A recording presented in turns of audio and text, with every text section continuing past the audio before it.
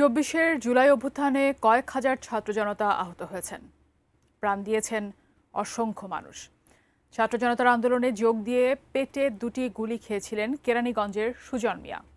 এখন সে রিকশা চালিয়ে জীবন জীবিকার সাথে লড়াই করে যাচ্ছে। কেরানীগঞ্জ থেকে শাহিন গাজীর তথ্য ছবিতে, ডেস্ক রিপোর্টে বিস্তারিত।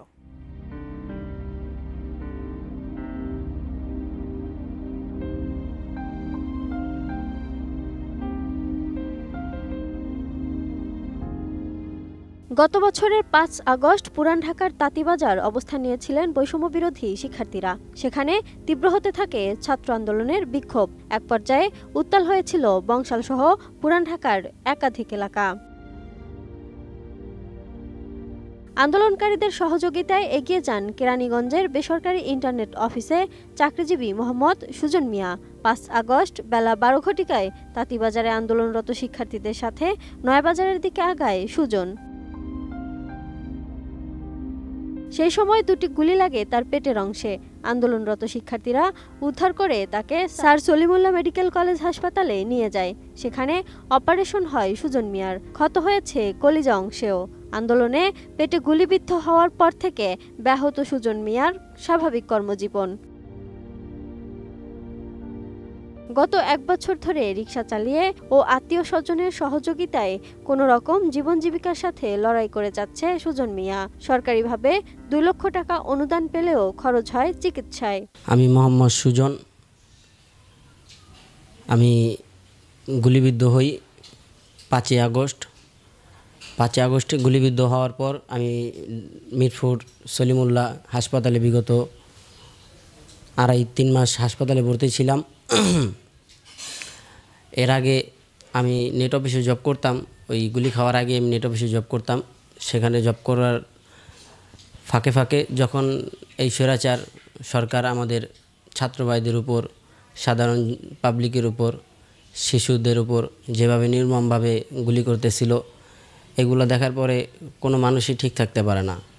তো সেক্ষেত্রে আমিও পারিনি। আমার ফ্যামিলি থেকে আমার অনেকবার না বলছে, না করছে, অনেক আহাজারি করছে, যায়ও না। কারণ আমার সংসারে আমি একমাত্র কর্মকর্তা, বা আমার উপরে আমার পুরো ফ্যামিলিটা ডিপেন্ড করে।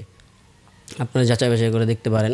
টানা 7মবারের মতো বেস্ট টিস্যু পেপার ব্র্যান্ড হিসেবে স্বীকৃতি পেয়েছে বসুন্ধরা টিস্যু। আমারে যাইতে না করছে, তারপরও আমি আমার কাজের ফাঁকে ফাঁকে আমি নেট অফিসে জব করতাম। সেখানে আমি বিলম্যান ছিলাম। আমার কাজ ছিল যে আমি বাসায় বাসায় যা বিল কানেক্ট করতাম। তখন আমার শারীরিক অবস্থা ভালো ছিল, আলহামদুলিল্লাহ আমি ভালোভাবে চলাফেরা করতেছিলাম। কিন্তু ওই নেট অফিসের ফাঁকে ফাঁকে যখন আমি জুলাই থেকে যখন এই আন্দোলনটা শুরু হয়, প্রথম থেকে যোগ দিতে পারি নাই। এটার জন্য আমি খুবই দুঃখিত বা মর্মান্তিক। আমার ভিতরগত, আমি নিজের কাছে নিজে লজ্জিত, নিজের কাছে নিজে ছোট। তারপরে ফাঁকে ফাঁকে যা কয়েকবার যোগদান করছি আমার ভাইদের সাথে। ফাঁকে ফাঁকে আবার আমার অফিসটাও আমার দেখতে হয়েছে। কারণ আমার অফিসের যতগুলো কর্মকর্তা ছিল, প্রায় 4টা স্টাফ ছিল, যে 4 জনেই আমার উপর ডিপেন্ড করতো। ইভেন কি মহাজনও আমার উপর ডিপেন্ড করতো, কারণ যেহেতু পুরো অর্থনৈতিক দিকটা আমার উপর ডিপেন্ড করে। আমি ওইগুলা মেনটেন করেই চলার চেষ্টা করতাম। তারপর 5 আগস্ট যখন গুলি খাই, এর আগে অনেক জায়গায় আন্দোলনে শরিক হয়েছি। ইভেন কি যখন 5 আগস্ট যখন আমার গুলিটা লাগে নয়াবাজার, এর আগে ওই যে ধোঁয়া, ওই যে পুলিশ যে ধোঁয়াটা মারে, এটারে টিয়ার সেল বলে সম্ভবত, এই টিয়ার সেল মারছে। টিয়ার সেল মারার পর আমি চোখে মুখে আর কিছু দেখতেছি না, চোখে মুখে কিছু দেখতেছি না। তখন হুট করে আমার বাম পাশে একটা গুলি ডান পাশে দিয়া শুধু সাইড ঘুষা নিয়ে গেছে, উপরওয়ালা হয়তো সহায় হয়েছে। আরেকটা গুলি আমার এখান দিয়ে বাম দিয়ে ঢুকা আমার নারী বুড়ির কয়েক জায়গা দিয়ে ফুটা হয়ে আমার কলিজার ভিতরে চলে গেছে। কলিজার ভিতরে চলে যাওয়ার পর আমার কলিজার 3 অংশের ডক্টরের রিপোর্টে, আমার রিপোর্টও আছে, এই যে রিপোর্টগুলো আপনারা দেখতেছেন, এলো আমার বর্তমান অবস্থা। এটা হলো আমার এই যে কলিজা, যে 3 ভাগের 2 ভাগ থাকে, 2 ভাগ কাইটা ফেলা দেওয়া হয়েছে। এটা হলো আমার কলিজা। আর এটা হলো আমার অপারেশন যে করছে, সেই অপারেশনের চিত্র।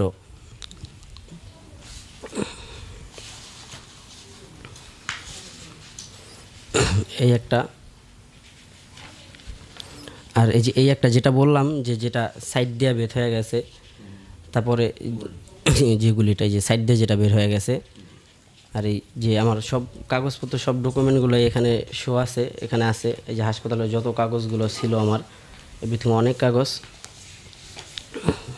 এই যে ছাড়পত্র, এই যে ভর্তি ফর্ম, এই যে ছাড়পত্র, তারপরে যে এক্সারসাইজগুলো।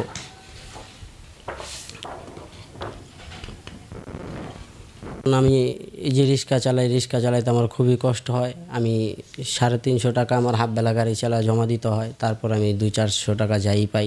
এর মধ্যে যদি গাড়ির কোনো সমস্যা হয় সেটাও আমার পোহাইতে হয়, কারণ আমি যেহেতু ভাড়া গাড়ি চালাই, আমার নিজের গাড়ি থাকতো তাইলে একটা কথা ছিল, ভাড়া গাড়ি চালাই সেই গাড়ির কাজটা আমারই করে নিতে হয়। এখন আমার চলতে খুবই কষ্ট হয়েছে। আমি কিভাবে আপনারা বোঝাবো আমি জানি না, কারণ একটা ছেলে, একটা পুরুষ, ওই খুব ওর শরীরে এক বিন্দু রক্ত থাকতে ও জীবনযুদ্ধে হারে না। আমিও হারতে চাই না। আমি সাধারণভাবে জীবনযাপন করতে চাই, যাতে আমার একটু সরকার একটু দেখে আমার যে মর্মান্তিক অবস্থা, এই অবস্থায় যে আমি জীবনযুদ্ধে লড়া যেতেছি, আমি রিক্সা চালায় খাইতেছি, প্লাস আজকে 2 মাস ধরে আমি ওষুধ পানি খাইতে পারতেছি না ঠিকমতো। আমার 2 মাস ধরে আজকে আমার বাড়িওয়ালা ঘর ভাড়া পাবে, কিন্তু উনিও খুব উদার মনের মানুষ, যার কারণে উনিও আমার দিকে একটু দেখতেছে। উনি 2 মাস ধরে আমার কাছে আসতেছে না, কিন্তু এইভাবে তো আমার জীবন চলতেছে না। আমি খুবই কষ্টে আছি, খুবই কষ্টে। সরকারিভাবে ওভাবে কোনো অনুদান পাই নাই। 2 লাখ টাকা সরকারের একাকালীন টাকা যেটা দেওয়ার কথা ছিল সেটা দিছে। সেটা দেওয়ার পর আমি যে এখানে আমার এই যে হাসপাতাল থাকাকালীন আমার পিছে 3টা লোক খাটছে, আমার বোন, আমার ভাগিনা, আমার বাবা, এরা সবসময় আমার পাশে ছিল। ওনাদের পিছে আমার পিছে যত টাকা টুকা গেছে, অনেক টাকা টুকা ঋণ ছিলাম, এগুলা দিছি। এখানে আরও অনেকগুলো টাকা ঋণ ছিলাম, এইসব মিলাই ঝিলাই টাকা টুকা দিয়া এখন কোনো রকম আর কি জীবনযাপন করতেছি। বৈষম্য বিরোধী আন্দোলনে আহত হওয়ায় হতাশায় ভুগছেন Sujan Mia. Desk report, ATN news.